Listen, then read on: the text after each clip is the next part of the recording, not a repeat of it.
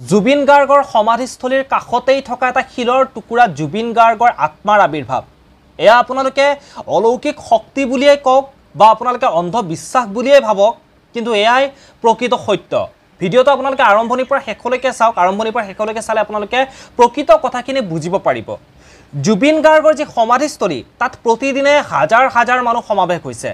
হাজাৰ হাজাৰ মানুহে জুবিন গাৰ্গৰ সেই চিতাখনৰ ওচৰত গৈ, যিখন চিতাত জুবিন গাৰ্গ পঞ্চভূতৰ লগত বিলীন হৈ গৈছে, সেই পঞ্চভূতত বিলীন হৈ যোৱা চিতাখনৰ ওচৰত গৈয়ে মানুহে চাকি বন্তি জ্বলাইছে। জুবিন গাৰ্গক এটা মুহূৰ্তৰ বাবেও অকলশৰে থাকিবলৈ দিয়া হোৱা নাই, কাৰণ জুবিন গাৰ্গে অকলশৰে থাকি ভাল পোৱা নাছিল, জুবিন গাৰ্গে এন্ধাৰত থাকি ভাল পোৱা নাছিল। গতিকে জুবিন গাৰ্গক সংগ দিবলৈ প্ৰতিটো সময়তে জুবিন গাৰ্গৰ অনুৰাগীসকল জুবিন গাৰ্গৰ কাষত আছে, জুবিন গাৰ্গৰ সেই সমাধিস্থলীত আছে জুবিন গাৰ্গক সংগ দিবৰ কাৰণে। আৰু সেই জুবিন গাৰ্গৰ সমাধিস্থলীৰ কাষতেই থকা এটা শিলৰ টুকুৰা, এটা শিলৰ টুকুৰাত জুবিন গাৰ্গৰ আত্মাৰ আবিৰ্ভাৱ হৈছে। কেনেকৈ জুবিন গাৰ্গৰ আত্মা সেই শিলৰ টুকুৰাটোত আবিৰ্ভাৱ হ'ল, মই গোটেইখিনি কথা আপোনালোকক বুজাই কৈ আছোঁ, আপোনালোকে শুনি আচৰিত হৈ পৰিব। যিহেতু জুবিন গাৰ্গ মৃত্যুৰ পিছতেই জুবিন গাৰ্গক এবাৰ চাবৰ কাৰণে লাখ লাখ মানুহ সমাৱেশ হৈছিল। বহুতেই জুবিন গাৰ্গক চাবও পৰা নাছিল সেইখিনি সময়ত, ইমান হাজাৰ বিজাৰ মানুহ। বহুতে জুবিন গাৰ্গৰ গাড়ীখন চুইয়েই, যিখন গাড়ী জুবিন গাৰ্গৰ নশ্বৰ দেহ লৈ অহা হৈছিল, সেই গাড়ীখন চুইয়েই বহুতে সেৱা জনাইছিল।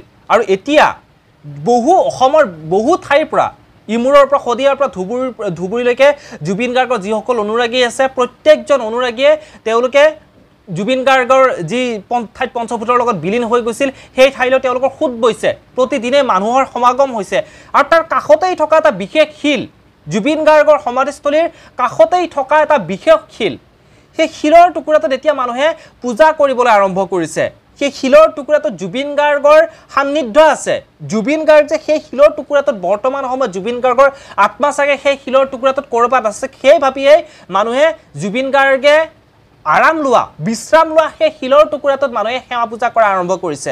আপোনালোকে সামাজিক মাধ্যমত হয়তো এখন ফটো দেখিছে, মই ফটোখন কাষত লগাই দিছোঁ, আপোনালোকে ফটোখন হৈছে চাব পাৰে। সেই ফটোখনত দেখিছে এটা শিলৰ টুকুৰা জুবিন গাৰ্গে ধুনীয়াকৈ পিঠিখন অৰ্জাই দি ধুনীয়াকৈ আৰাম কৰিছে। তেওঁ উজনি অসমৰ পৰা গুৱাহাটী আহি আছিল, আজিৰ পৰা বহু বছৰ আগৰ কথা।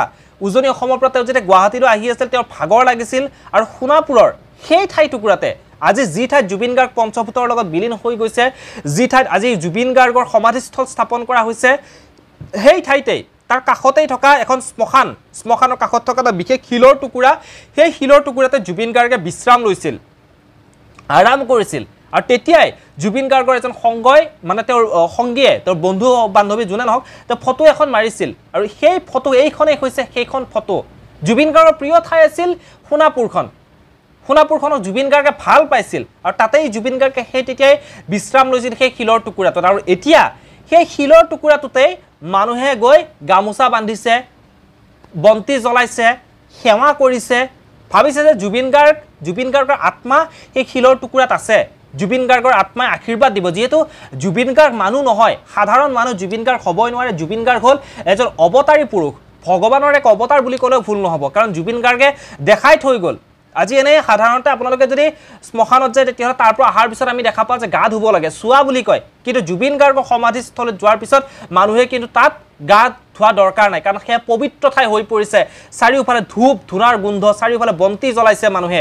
জুবিন গাৰ্গে বিশ্ৰাম লয় সেই শিলৰ টুকুৰাটোতো এতিয়া জুবিন গাৰ্গৰ আত্মা আছে বুলি মানুহে বিশ্বাস কৰি তাত সেৱা কৰা আৰম্ভ কৰিছে। আচৰিত কথা নহয়নে? গতিকে কিনো ক'ম আৰু, ক'বলৈ ভাষা নাই। তেওঁক হেৰুৱাই আমি সকলো ম্ৰিয়মান, আমি সকলোৱে উপলব্ধি কৰিছোঁ আচলতে আমি কাক হেৰুৱাইছোঁ এইখিনি সময়ত। বাকী আপোনালোকে জুবিন গাৰ্গৰ ন্যায় পক্ষত মাত মাতিবৰ কাৰণে একেবাৰে নাপাহৰিব। সকলোৱে জুবিন গাৰ্গৰ ন্যায় পক্ষত মাত মাতিব, সোনকালে ন্যায় পাওক তাৰে কামনা কৰিছে। ভিডিঅ'টোৰ পৰা ইমানতে বিদায় লৈছোঁ, পুনৰ লগ পাম, ধন্যবাদ।